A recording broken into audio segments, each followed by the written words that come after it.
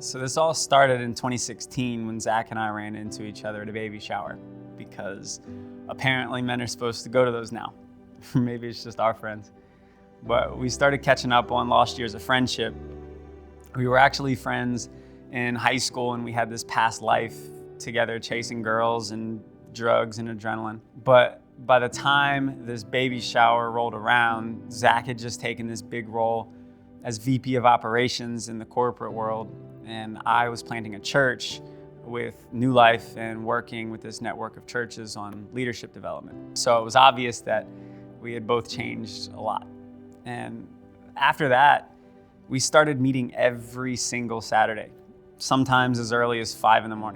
We never missed.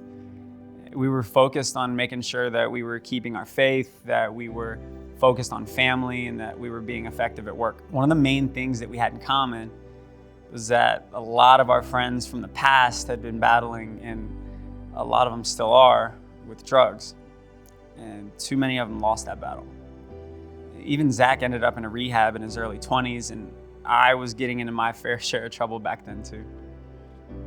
We knew we needed to do something to help. We just weren't sure what. So through meeting each week, it seemed like God was pushing us toward writing this book called The Millennial Manifesto. And the book dives into all these case studies from history that we compare to our current crazy situation. And then we talk about how our generation can respond today based on the wisdom and mistakes from the past.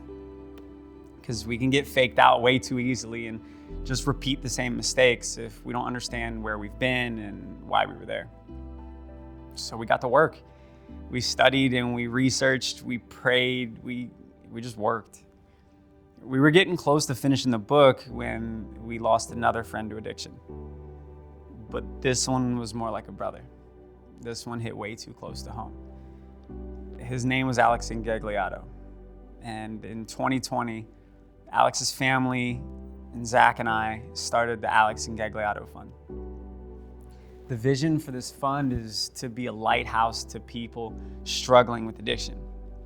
And we've built this network of some trusted rehab centers that are equipped for meeting the actual needs of the addict to the soul deep level, because we know that beating addiction is more than just fighting the symptoms and hoping for the best. But we wanted to get people help from people who attack the root of the issues.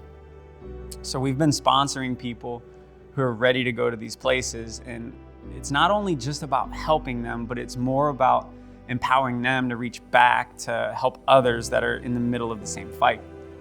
So we're looking for the people that are ready to get help, and we're always keeping our eyes open for the other rehabs that share the same values and have great success rates. But this is just the beginning of what God's going to do with this.